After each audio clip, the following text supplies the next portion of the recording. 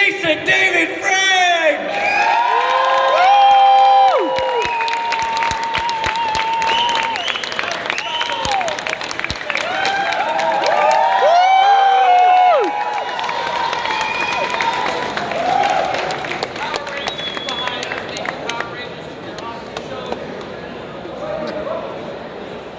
Are you guys ready? Yeah!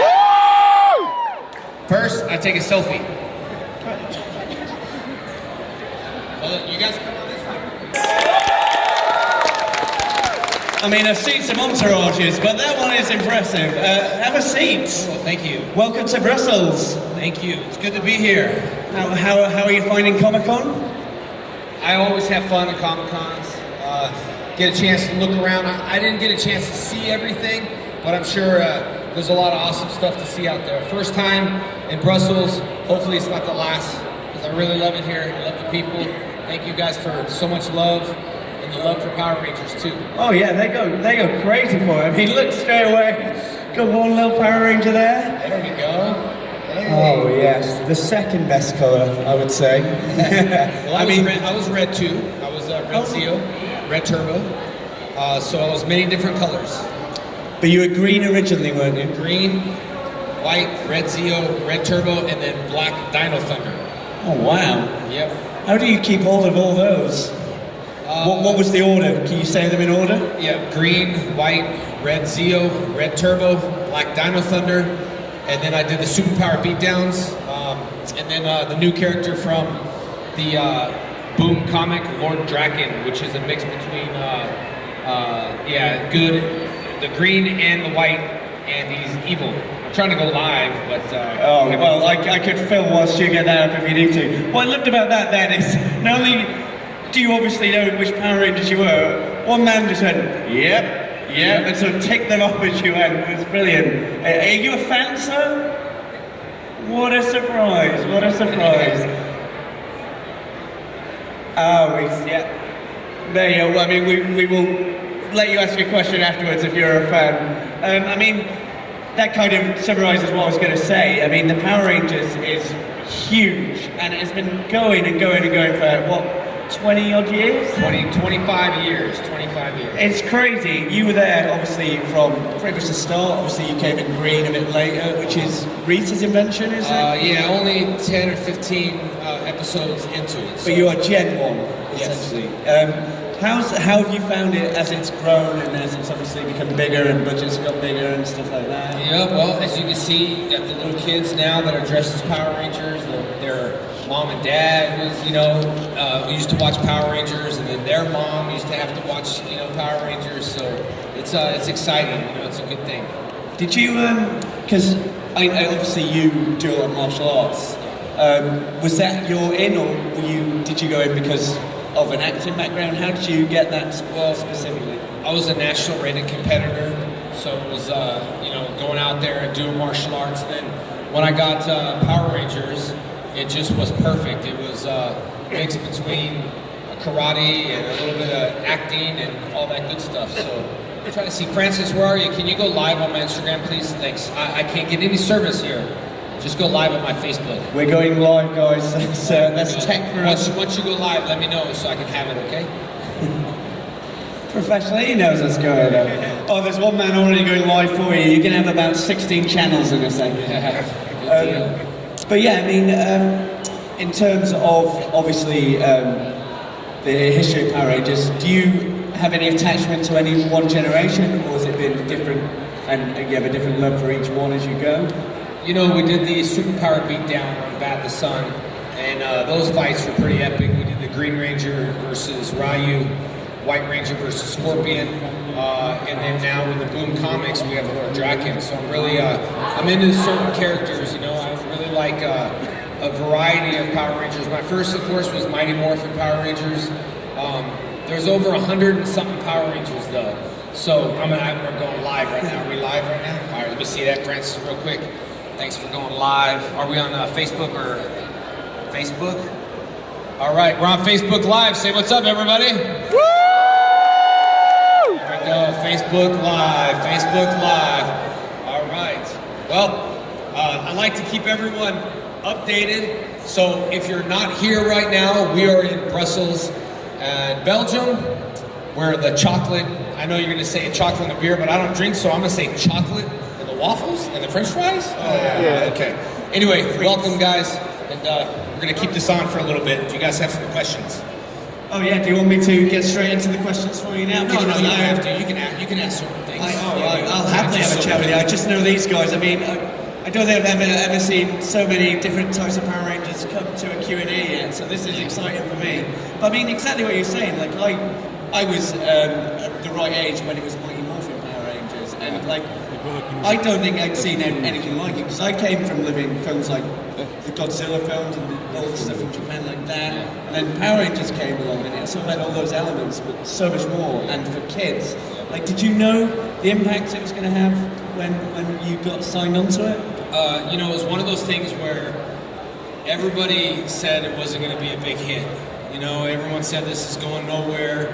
I was a young actor at the time, and I just loved working, so it was one of those things where I believed in, because karate, the colors, the monsters, there was nothing like this in the United States. And then I learned that it came from Japan. I learned that Japan, you know, is 30 years in that, 40, something like that, 50, I don't know. And then I learned that it was a Japan show, so I thought it was pretty smart. And I believed in it, but now the kids are growing up, and you're all able to come to Comic-Cons. You don't have to really listen to your mom and dad. You should, but you can't say, you know, mom can't say, turn that off. It's too violent, it's this and that. It wasn't a violent show, it was educating people in karate. And if you're not educated in karate, then it might look violent to you. So we educated a lot of kids around the world. We get a picture of this awesome kid that's holding up a Power Ranger toy right there. Look at that. You're being seen around the world right now. There we go, another one right there. We had all the Power Rangers earlier in here. Got a little red Power Ranger lot over there. That's what's up. All right. Anyway, so it was a Japanese show, and it was exciting. It's more rewarding now to, you know, see everyone's stories and hear people's stories. And it's just, I'm traveling around the world because I think it's important. I was in, Philippines and Jakarta and the UK, Mexico City. I got Dubai, Chile, all these different places, because I feel it's so important to thank fans from around the world, not just the US. And Power Rangers is everywhere around the whole entire world, so I really like to go to different countries and thank the people that's made the show. Sometimes in the US, we get so stuck in the US that we don't travel outside the States because it's hard. It takes, long flights and all that. But I enjoy it, and that's what I think being an international superstar is to travel around the world and thank everybody from around the world, because Power Rangers is super popular here. I've had so much love with people in line, and it's just I've never been here before, so I got a chance to walk around, and it's refreshing to see some place like this. Yeah, I mean, like you're saying, exactly. I know a lot of these guys love it when you guys come home, because I mean, you're part of so many people's childhood.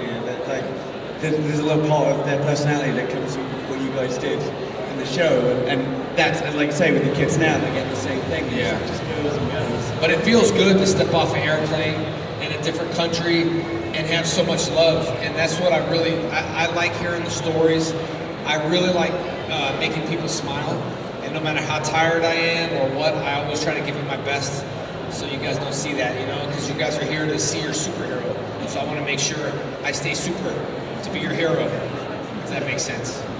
That's cool, man. I think they very much appreciate that. Like you're saying though, with it being around the world, but coming from Japan, is it now that the American Power Rangers is the Power Rangers? Because didn't Japan have their own originally? Yeah, Japan had their own, and in Japan it's super popular. So I don't know if we're that popular in Japan, because Japan has their own Sentai Rangers, they have their own Power Rangers. So I traveled around the world, and I went to Japan. It wasn't like, oh, Power Rangers, they have their own.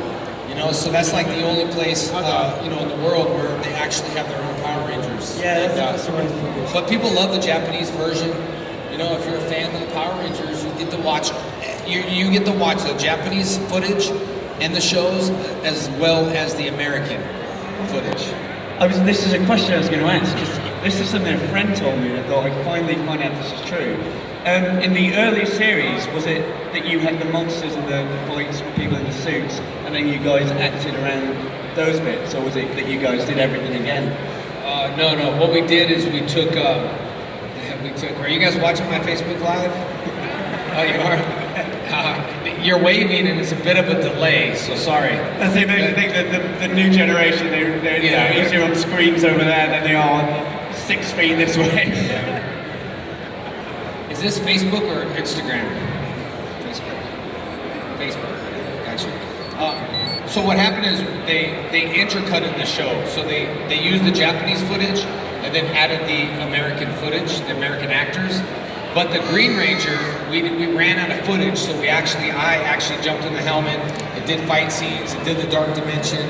So we had to kind of, you know, we ran out of it. So I ended up doing a lot of that, which was American. We call it American footage, Japanese footage. So I had to shoot a lot of American footage for the Green Ranger. That's cool. And again, because you've been there, so from Mighty Morphin and then in other iterations, how did it change over the years? Sort of, because obviously the CGI started coming in and all the rest of it. Was the process much different, or was it? Let me get this, Francis. Take this, and we're still on Facebook. It's, you know, I don't know if the graphics ever changed that much. That's what I like about Power Rangers is that you know it's Power Rangers when you see the graphics. The graphics changed when we did the movie, the first Power Ranger movie. We updated the suits. The suits were extremely heavy, about 50 pounds, the suits, so it was very hard to kick. Back then, we didn't have the cool cosplayers that make really awesome suits. Aniki makes some really nice suits, all the Power Ranger suits, so he's pretty accurate on that. So it was the super heavy suits, the graphics changed, but I think overall, through the whole 25 years the series has been on, the monsters are kind of looking the same, I think, you know? Some of the fights and things like that. The first seasons, we used to fight a lot, the out of suit. And then eventually they don't do that much anymore. Just because of the process of filming, it takes a long time. So they don't really do the fights, they just fight in suit. Oh, really? Yeah, very interesting. In that, obviously, because you all had martial arts backgrounds, was that a case of then you guys sort of had to figure out with each other, or did you have choreographs from the start? Or I was always there. I got a chance to do my own stuff. I was the first one to show up on set. If you wonder why Tommy fought a lot, I was the first one on set. I was the one that said, I'll do it, I'll stay late, let me kick, let me do this move, I'll do a wire gag, I'll front flip and hit the concrete, no problem. So I was the first one to always do that. And the director loved it, because when you can do all that stuff, it's easier to shoot.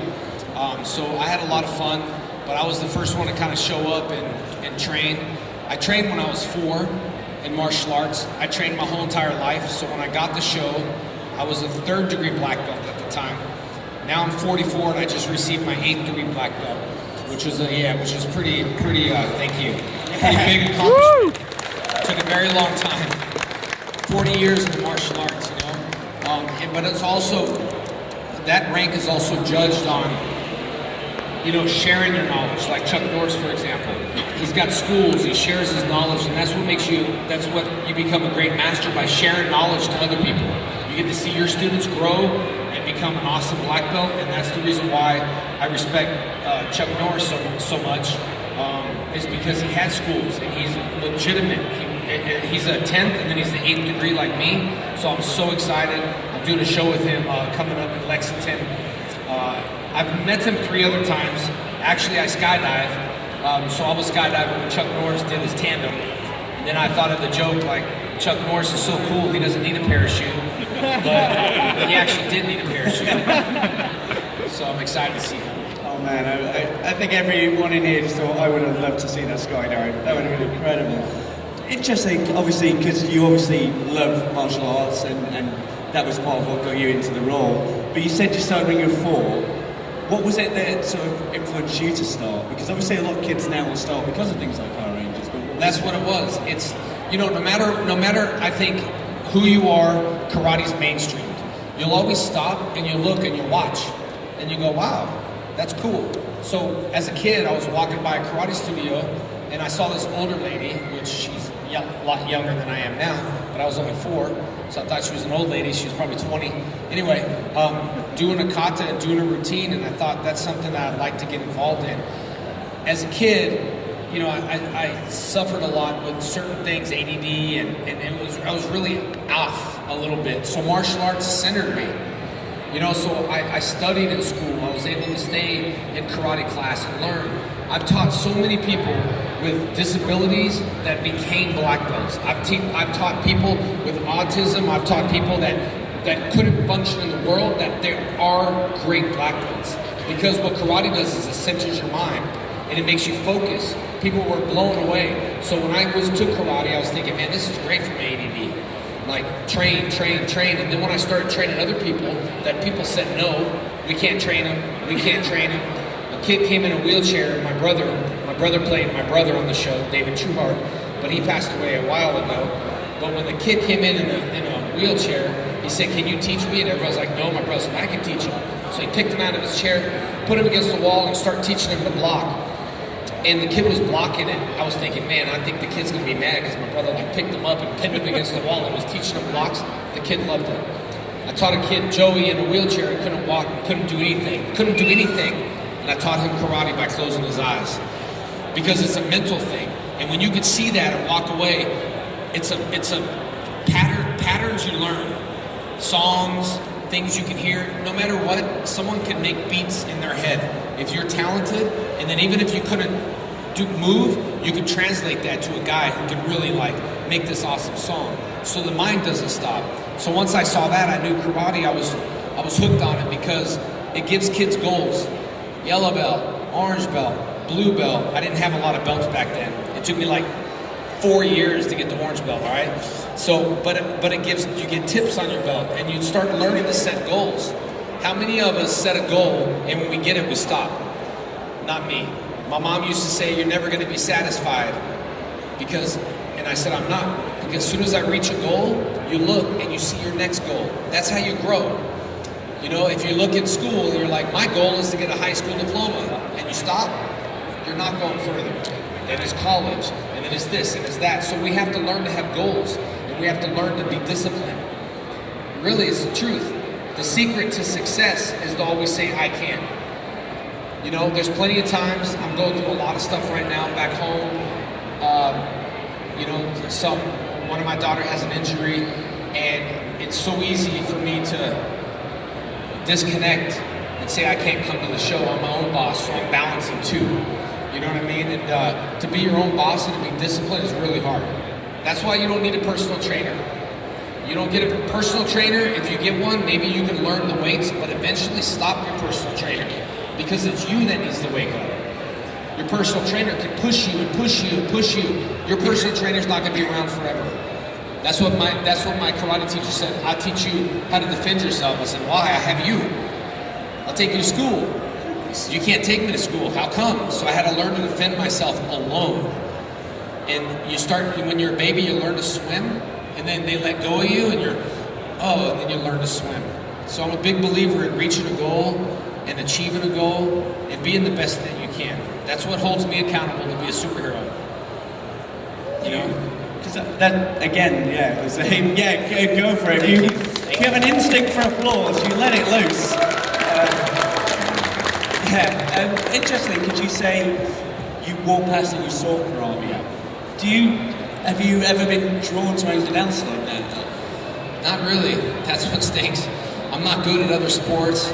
I mean, you know, I scuba dive, I skydive. I got like 1,400 jumps skydiving. I base jump, I do the wind tunnels. But skydiving, I was hooked on it. Because, you know, the Power Ranger movie, the White Ranger jumps out of the airplane and the surfboard. And then I got hooked on, I was thinking, I want to skydive. So after that, I got my skydiving license. And it's going to sound very strange, but skydiving for me is kind of relaxing. In the beginning, it's very stressful, and sometimes still get stressed, but it's relaxing. Everybody's got to find their own. Some people play golf. I skydive, it clears my mind. And I think one of the reasons is you don't think of nothing. You don't have a phone, you don't have Instagram, you don't have Facebook. You're skydiving, and you need to live. So you're thinking about, hope my parachute opens. Yes, perfect. So it's like it clears my mind out a little bit. But I've never been drawn into other sports, basketball. I did leave one time for baseball, and my instructor said this to me: "Oh, you're gonna go leave for baseball, or you're gonna quit karate?" And I was like, "I'll be back." And he said, "Jason, I got you. I want you to think about this really good." And I said, "Okay." He says, "Would you rather throw a ball or throw people?" I'm gonna throw people. Thank you very much. I quit baseball.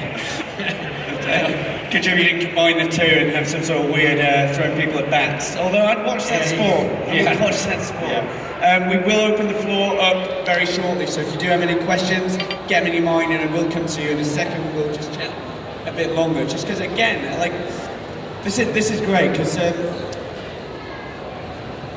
like we were saying before, with kids being drawn to that sort of martial arts and things like that, is that something you've worked with as well? Outside of Power Rangers, do you run studios? Do you just? Oh yeah, I have. I run really good schools called Rising Sun Karate, and we have one in New Jersey, which my Shihan runs. That's his school, affiliated with one in California, right where we film Power Rangers. So if you ever go to California, you need to visit my school in Valencia. And Valencia is where we shot everything. You'll drive around and go, Power Rangers, Power Rangers, Power Rangers. We shot everything in Valencia. And then I have two schools in Texas, Atascocita and then one in Pearland. And I have thousands of students around the world. I started an online program called TrainMeJDF.com. And the reason why I started that program is so many people want to train with me, but I can't open schools everywhere. And this is an online program. Remember I told you need discipline. No one's going to be there to say, wake up and train. I have people turning it on, and they will do the class. I had a kid I used to teach Skype. I used to try it. So I'm going to teach this kid. He really wanted to learn, and I taught him, and he didn't look too excited, but I taught him 4 lessons, and it worked. And but then he had depression, and he ended up taking his life, and I didn't know that. And his mom said, hey, he loved karate class. And I was like, I didn't think he did, because he didn't show no emotions. He was just, so I was thinking, I don't know if this kid likes the class. The mom said it meant everything to this kid. She said he would run down early to stay there 30 minutes before his class started. And I wish I knew then, because I wasn't just teaching karate. I could have taught a lot of motivational things to him, which I did, but my approach to karate would have been more of a mental approach for him. So I decided that meant so much for him to take an online class. Why not just start an online class for everyone? And you know what? Even if they train a little, they can still feel part of the club. You know, and that's the idea with karate schools or anything. They feel part of the club. That's the reason why you have all these gangs. Different gangs is they want to be part of the club. They want to feel like they fit in. So they join the wrong side of town. And now they're in gangs doing what everyone else is doing. So if you want to feel part of the club, Comic-Cons, you're part of the club, karate, you know, we need to find acceptance in our life, where we're accepted. The people that don't think we're accepted, it's not true. We're accepted everywhere. If you're hanging with those people that don't accept you, then don't be around those people. You don't need to be around them, you know? It's great. I mean, is anyone else right now just feel like right now, I can do anything? This is great. Lastly, before we jump into the audience, like we say, you've been there since Generation 1, and obviously you've seen all the inclinations of official Power Rangers. What do you think about the rise in all the fan fiction and all the fan videos and stuff that come through? Do you get involved in any of that or watch any of that? Well, you know, I try to stay Saban approved. Saban tries to look at me as an ambassador for Saban, an ambassador for the brand. Because my Instagram is always PG-13. I don't do anything inappropriate. If I do, I'm not posting it. I always try to improve things. Bad in the Sun was approved. I'm working on a few other projects that's Saban approved that the fans are going to be like, oh, I can't tell you what, you're going to be shocked. So everything that I do is fan approved. There was a fan film that got a lot of hits. You know, they asked me if I wanted to do the movie, and he said, you know, blood and drugs, and I was like, can't do that, because these little kids are still watching Power Rangers on TV. They Google Power Rangers and that fan film shows up. I'm sure the guys at the fan film probably hate me, and I'm sorry, so it's not nothing against what you all did. The graphics were great, but you don't need to add blood, drugs, getting shot in the head. Those are things that the brand don't need to see right now. And, you know, so all the fan films out there are pretty clean. I think everyone, like these Power Ranger guys in the back, raise your hand, they're from Germany, yes, and they're representing Germany. And then you have the Belgium Power Rangers who are representing Power Rangers. You see, we're representing clean stuff. Kids will go up to them and want to take a picture, you know, and that's the good thing, is I love clean fan stuff because it keeps the Power Ranger brand alive. And if there's anything I can ever do involved in the Power Ranger brand, I will. And I'm always consistent to the brand, so I'm sure this is not the last time you're going to see Tommy, you know what I mean? Yeah, exactly. And again, yeah, you've got an applause, let it go. Lovely. Right, I am going to come to the audience now, so if you have a question, just raise your hand. I will try